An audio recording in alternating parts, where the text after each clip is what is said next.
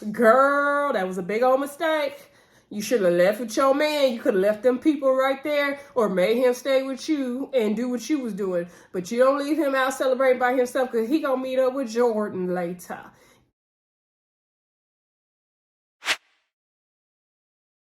Hey everybody, welcome back to the Brandy Yvonne channel. Of course, I'm your girl, Brandy Yvonne.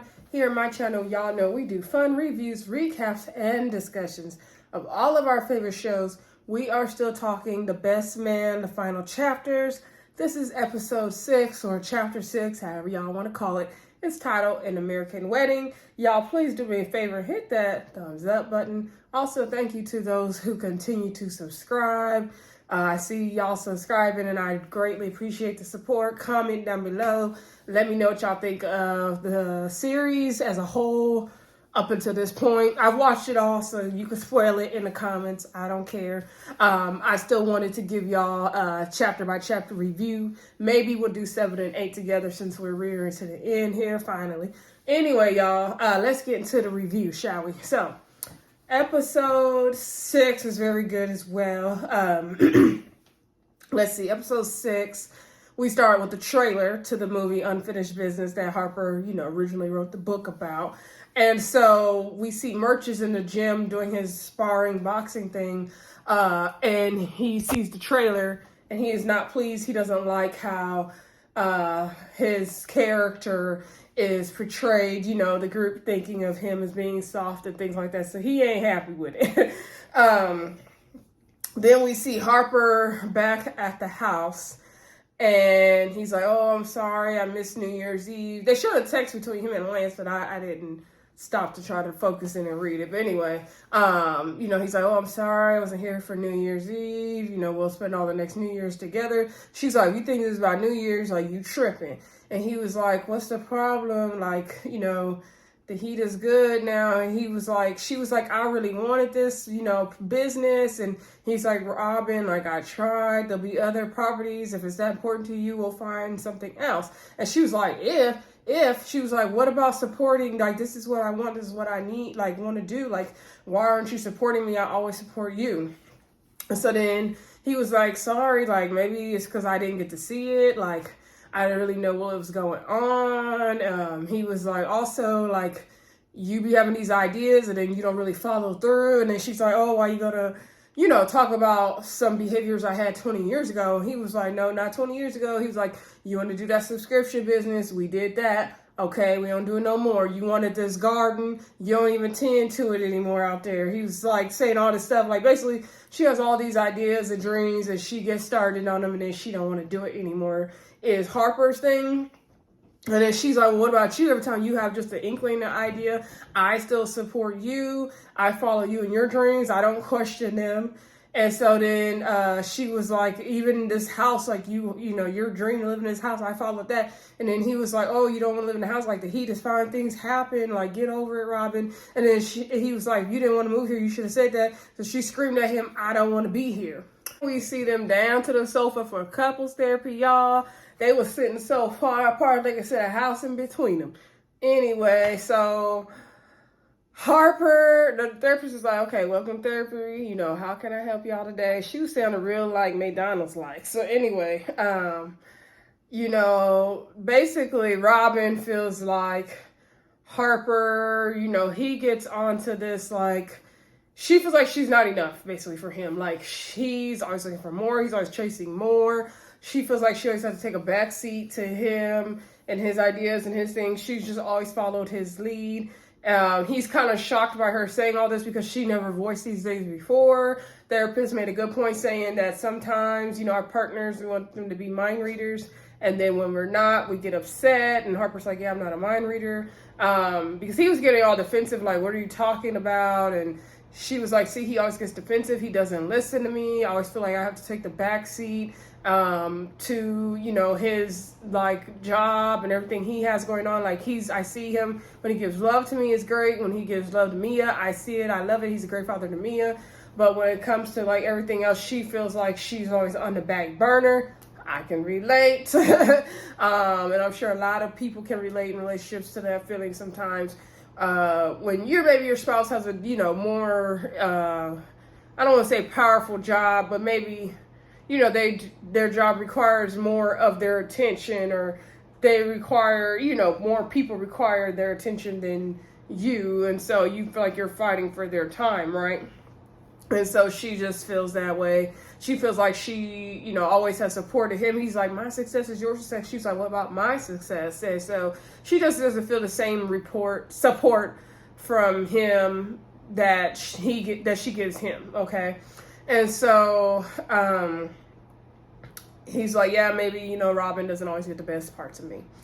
Let's see. Then we see at Candace and Murch's house, we see them, you know, have some little sex time in the morning, and then the girls, I guess, have to do this Jack and Jill thing, and they're gonna present this like vegan carrot cake thing they did. Turns out Murch came home and ate it all after the gym, but Candace had another one ready. And then she's trying to meet her professor because she's just obsessing over her paper. He got her into some New England journal, I believe, and so we see earlier in the episode. And so, sorry y'all, I got Instacart coming, so I'm gonna be getting a lot of notifications. And so she asked Murch later on in the episode, like, hey, I really need to meet with the professor and all this stuff. Can you, you know, take the girls to the Jack and Jill thing? And he's like, what about, like, if I had plans? Like, you think it's all about you? Like, I had plans, it's my me time. So then she was like, okay, you're supposed to be my partner, like, I'm gonna ask you again. And he was like, fine, I'll do it, whatever. Let's just keep on going when we're talking about Murch. So anyway, let me fix this, y'all, sorry. We do see the fellas were playing a poker game, and so Harper's like, where's Murch at? Y'all notice he been MIA lately? Lance is like, you ain't got no business talking about nobody being MIA. You wasn't here. And Quinton was like, yeah, you know, you gonna leave your wife and daughter out in the cold like that for New Year's? Like, And so then he's like, man, I know this couples therapy is hard, and it's hard, like feeling like you're not doing well in your marriage and everything. And Lance is like, I get it. You guys got to thug it out, though. You know, it's good you guys are doing the therapy. And then Quinton says it's grand. It was a wonderful statement he said about, you know, it's better to be in the end with your relationship and work on it than be on the outs. I didn't word it how he worded it, but Lance was like, he could say some good stuff sometimes. So then, I don't know, I think Murch FaceTimed the guys. So he FaceTimed Harper. They're like, where you at? And he was like, oh, like, I got some stuff going on. I got to take care of, you know. And he was like, but I'm not coming to me and Candace are not coming to your movie premiere, Harper, good night. And so that was all he said. It was like, dang. And so Quinton was like, okay, now I have his tickets then, okay. So then, because Quinton, he ready to come.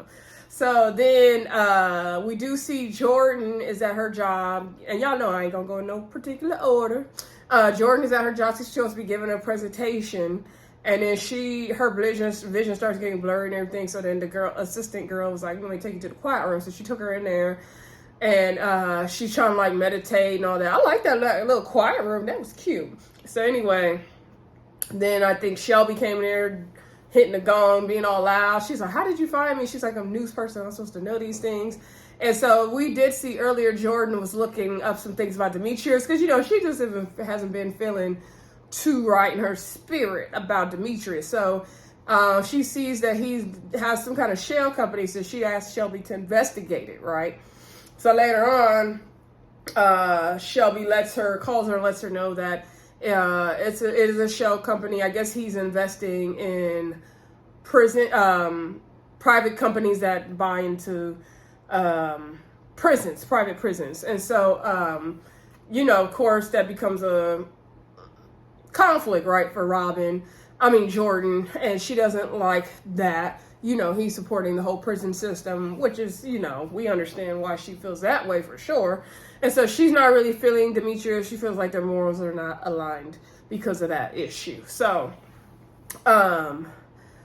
then let's see, we see Shelby, you know, she's worried about getting menopause, so she's over there making all these like healthy smoothies. She's doing a whole rap. She's get her whole Cardi B, Megan Thee Stallion, Glorilla on while she's making these smoothies.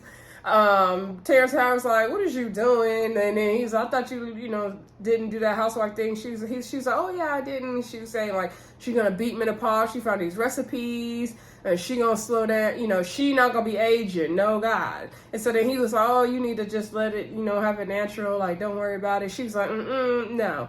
And so I guess it has a lot of garlic in it to make her breath funky. So she was like, oh, why don't you meet me in the bedroom? He was like, why don't you meet me in the shower? We're gonna brush your teeth while we in there. So anyway, then back to Lance's house, we see Lance is looking through LJ's closet and he finds those heels, the platinum on them. So then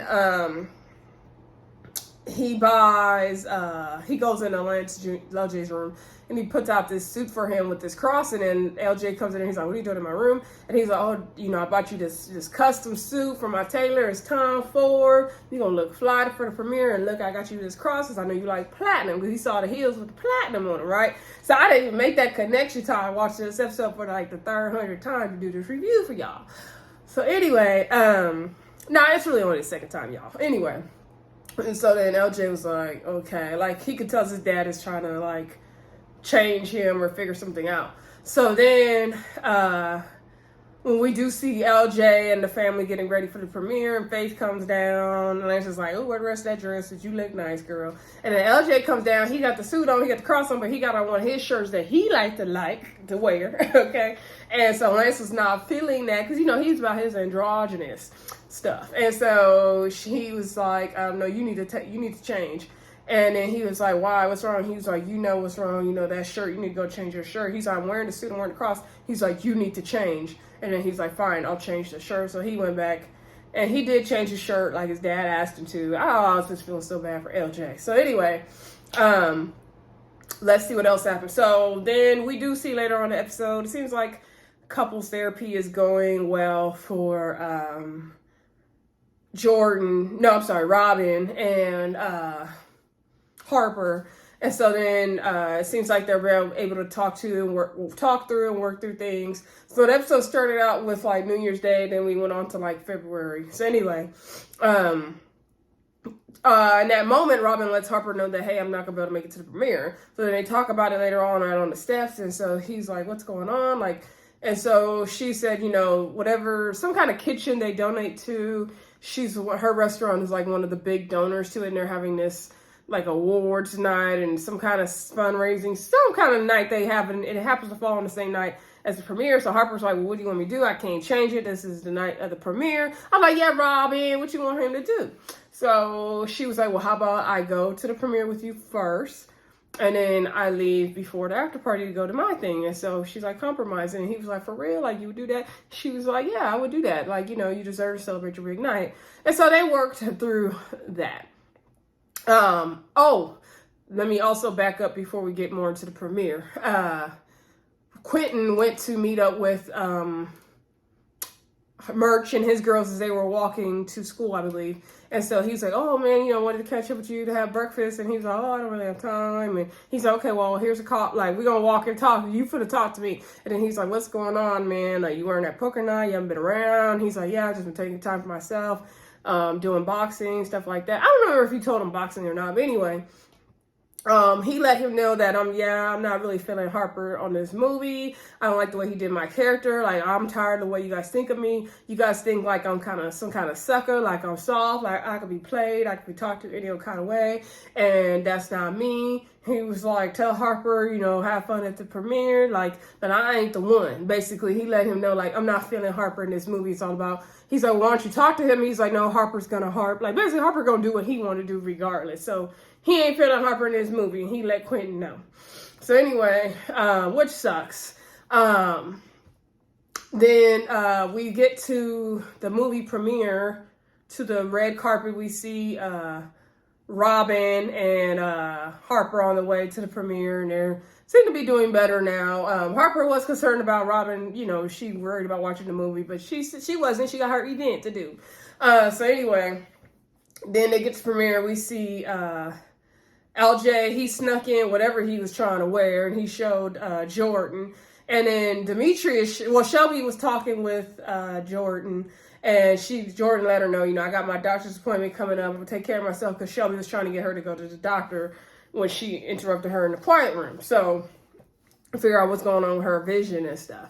And remember, a couple episodes ago, she did let us know she has migraine sometimes as well. And Demetrius is trying to help her through it. So,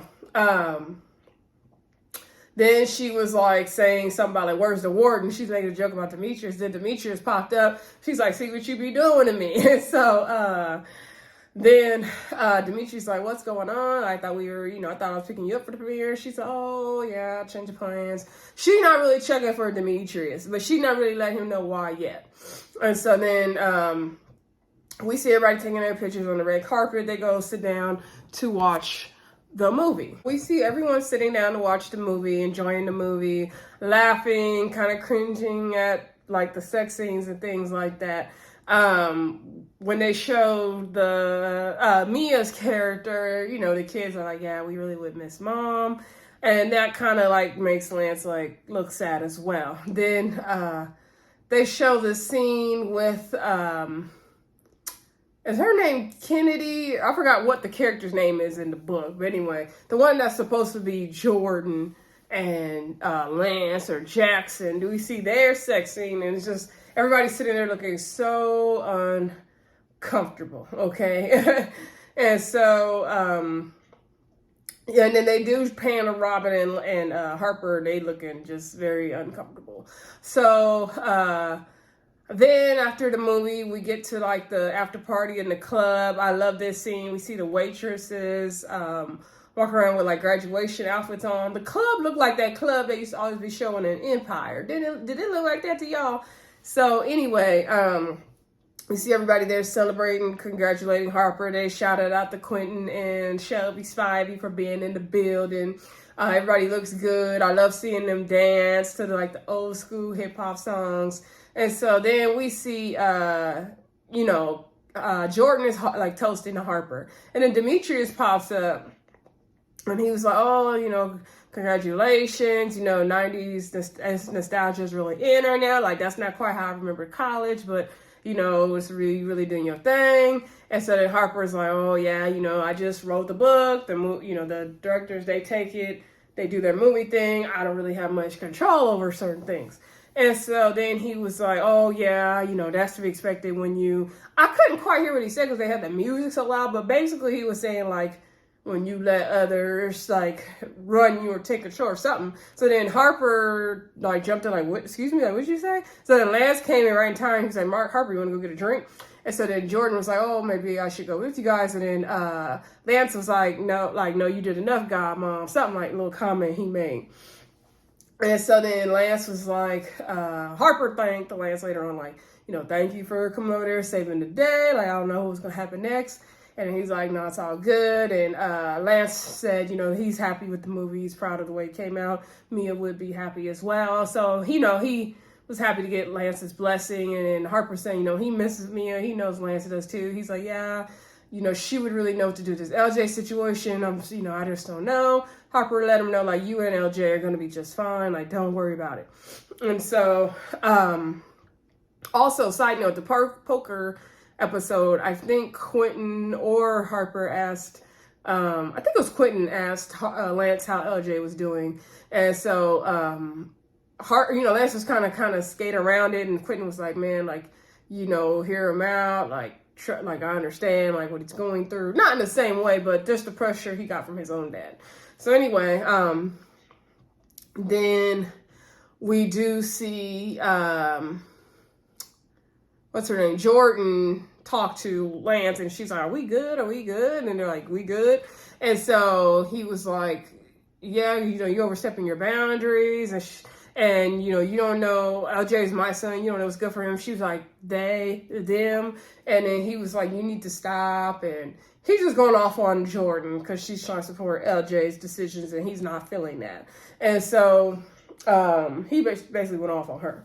And then we see Shelby and Quinton taking pictures with the girl who played her in the movie. She's still hot flashing and everything. We saw them dancing. We saw LJ dance. I loved seeing LJ dancing. I loved seeing LJ dancing. So he's dancing with Kennedy and everybody else, and they're just all having a good time in the club. Lance is like kind of watching them, kind of just like, he don't know what to do. Then we see Jordan get to her little charity event. I shouldn't say that, forgive me. So she's making a speech. She's like, sorry, I'm overdressed. I just came from my husband's movie premiere. Unfinished business. Go see it in theaters. Plug your man, Robyn. So anyway, and then Harper did show up for it, and they talked. And so she told him, like, go finish celebrating. And he's like, oh, you're going to come with? She's like, I'm kind of needed here. She's like, enjoy your night. I'll see you when you get home. Girl, that was a big old mistake.